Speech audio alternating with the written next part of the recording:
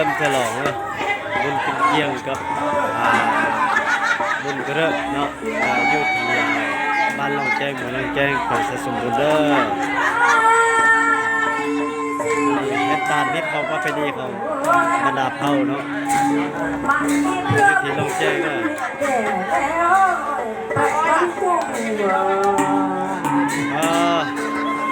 เราไปเจอแล้วเราไปเจอนะ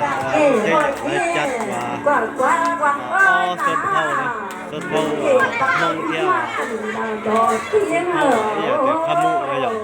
มองให้ขมุเราว่าเย็บของเราไปเจออย่างไม่ใช่เด้อ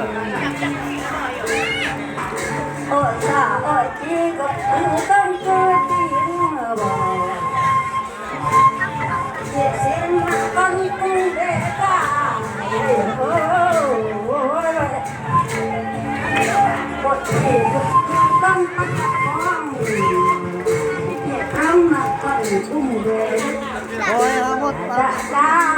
เสียเยอะ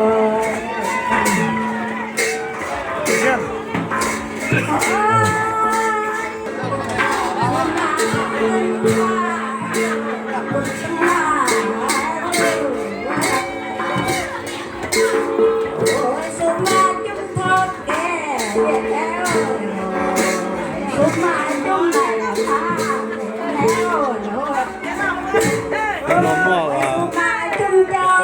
ตัวตะชีเลยว่านี่เจอตัวเราชินนักขึ้นอย่างพวกเราชินป้ายจริงเท่าเลยชินทันเลยเยอะจ้าเนี่ยเราชินจะฆ่าว่าขึ้นอย่างตัวเนี่ย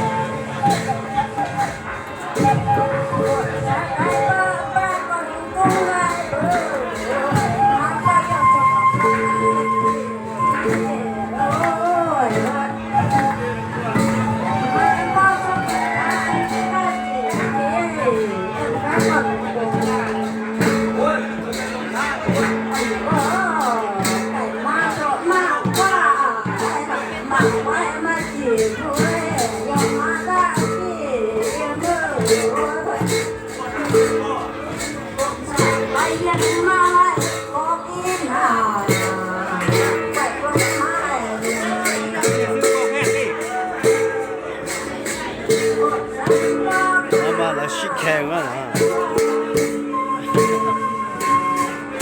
ชิคแข็งว่ะอย่างกินป้อนจีกันเด้อหลับนอนแล้วกว่า